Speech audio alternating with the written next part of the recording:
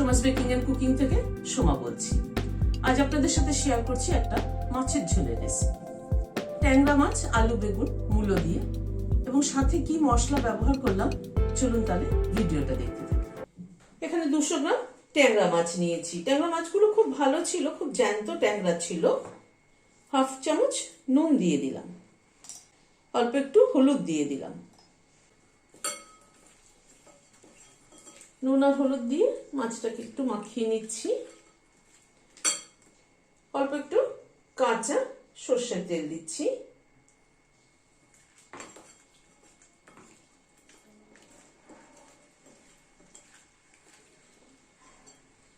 নুন, হলুদ আর সর্ষের তেল দিয়ে মাছটা মাখিয়ে মিনিট 5 মতো রেখে দিচ্ছি সাইডে সরিয়ে।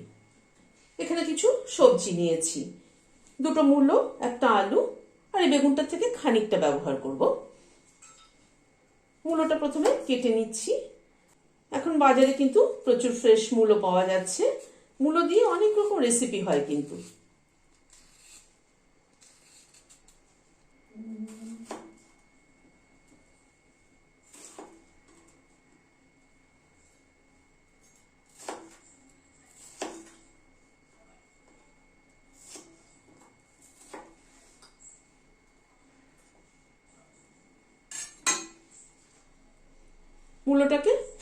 মূলোটাকে এরকম পাতলা পাতলা করে লম্বা লম্বা করে কেটে নিচ্ছি। একইভাবে সব সবজিগুলোকেও কিন্তু একটু লম্বা লম্বা করে কেটে নিচ্ছি।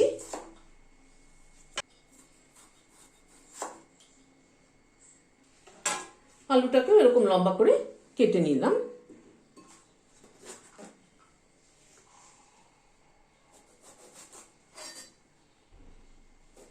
এখন শীতের বেগুনও কিন্তু খুব ভালো। বেগুনটাকেও এভাবে লম্বা লম্বা করে কেটে নিলাম।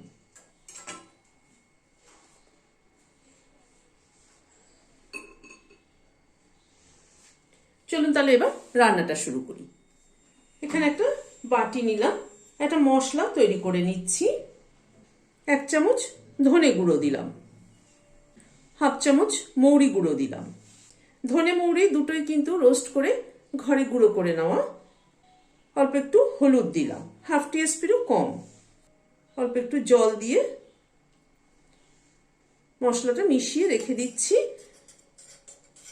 মিনিট 5-10 জন্য রেখে দিলাম, তাতে মশলাটা ভালো কষানো হবে।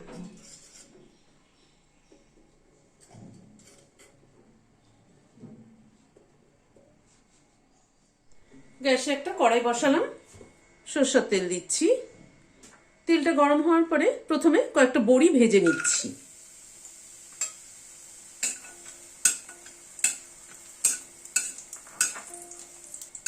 বড়িগুলোকে লাল করে ভেজে তুলে নিলাম। আর একটু তেল দিচ্ছি। বড়ি ভাজতে কিন্তু অনেক তেল লাগে, তা না হয়তো অল্প তেলে বড়ি ভাজতে গেলে বড়ির ভেতরগুলো কিন্তু কাঁচা থাকে, ভালো ভাজা হয় না। এবার মাছটা ছেড়ে দিচ্ছি।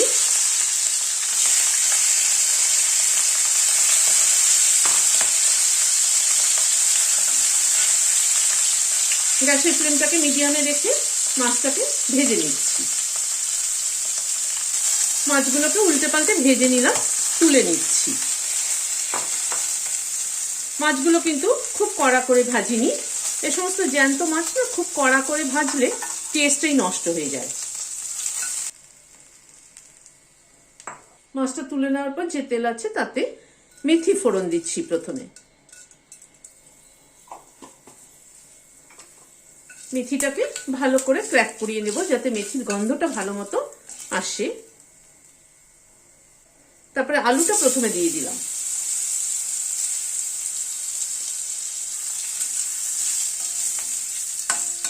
আলুটাকে দিয়ে আগে একটু হালকা নাড়াচাড়া করে নিচ্ছি।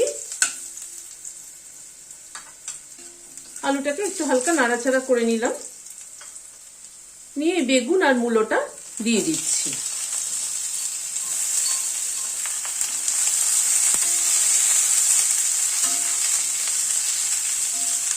বেগুন, মূলো, আলু সবগুলোকে একটু আগে ভেজে নেব। অল্প একটু নুন দিলাম, অল্প একটু হলুদ দিলাম। নুন হলুদ দিয়ে সবজিটাকে আগে একটু ভেজে নিচ্ছি।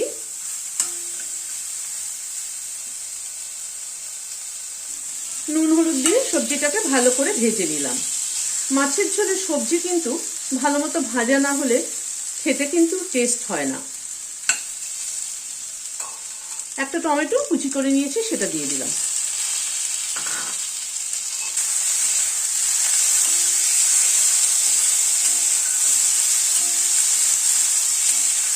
টমেটোটাকে দিয়ে একটু নাড়াচাড়া করে নিচ্ছি আগে।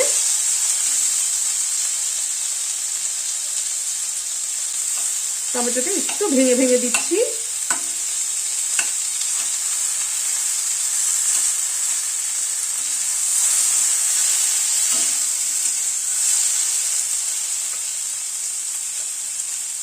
মশলার পেস্ট যেটা বানিয়ে রেখেছিলাম তার মধ্যে একটু জল দিয়ে, গরম জল দিয়ে দিচ্ছি।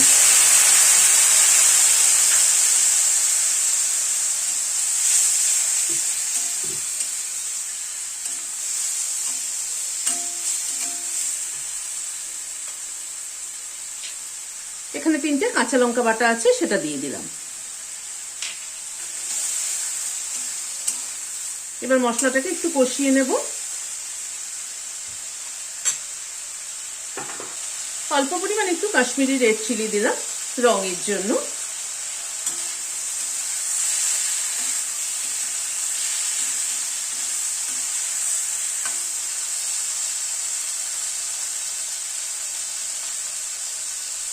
আবার একটু জল অ্যাড করছি, গরম জল দিয়ে মশলাটাকে আবার একটু মিনিট 2 মতো কষিয়ে নেব। এভাবে বারে বারে একটুখানি জল দিয়ে মশলা কষালে পরে সেই তরকারির কিন্তু টেস্ট অনেক বেটার হয়, দেখবেন আপনারা করে।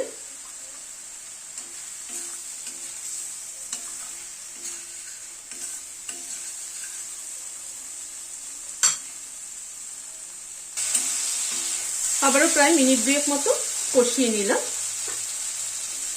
এবার গরম জল দিয়ে দিচ্ছি।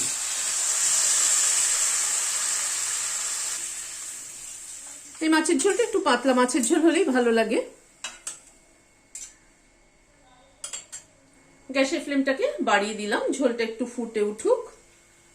আমি সবজির সাথে নুন দিয়েছিলাম, আর একটু নুন অ্যাড করে দিচ্ছি, আমার মনে হচ্ছে আর একটু লাগবে। নুনটা নিজেদের টেস্ট অনুযায়ী দেবেন।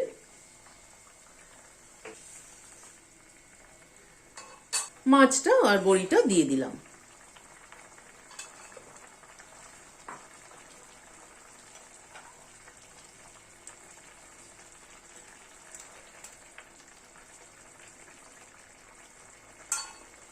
ঝোলটা প্রায় মিনিট 2-3 মতো ফুটে উঠলো। এক মুঠো ধনেপাতা কুচি ছড়িয়ে দিচ্ছি। এখনকার ধনেপাতা দেখবেন দারুণ সুন্দর ফ্লেভার, কিন্তু এই ধনেপাতাটা দারুণ সুন্দর গন্ধ বেরোচ্ছে। 2টো কাঁচা লঙ্কা মাথাটা চিড়ে দিয়ে দিলাম। একটু কাঁচা সরষের তেল ওপর দিয়ে ছড়িয়ে দিলাম। এর ফ্লেভারটাই কিন্তু দারুণ হয়। এই যে ধনেপাতা, কাঁচা লঙ্কা, কাঁচা তেল, তার ফ্লেভারটা কিন্তু দারুণ হয়। গ্যাসের ফ্লেমটাকে বন্ধ করে দিলাম, দিয়ে ঢেকে দিচ্ছি স্ট্যান্ডিং টাইম 5 মিনিট। গরম গরম ভাতের সাথে এরকম একটা মাছের ঝোল বানিয়ে খেয়ে দেখবেন, আমার মনে হয় ভালো লাগবে। মৌরি এবং মূলোর কম্বিনেশনে ট্যাংরা মাছের এরকম পাতলা ঝোল খেয়ে দেখবেন গরম গরম ভাতের সাথে, ভীষণ ভালো লাগে। কিন্তু আপনাদের কেমন লাগলো আমাকে কমেন্ট বক্সে জানাবেন। ভালো লাগলে একটা লাইক এবং সাবস্ক্রাইব করার অনুরোধ রইল। আজ তাহলে এখানে শেষ করছি। নমস্কার।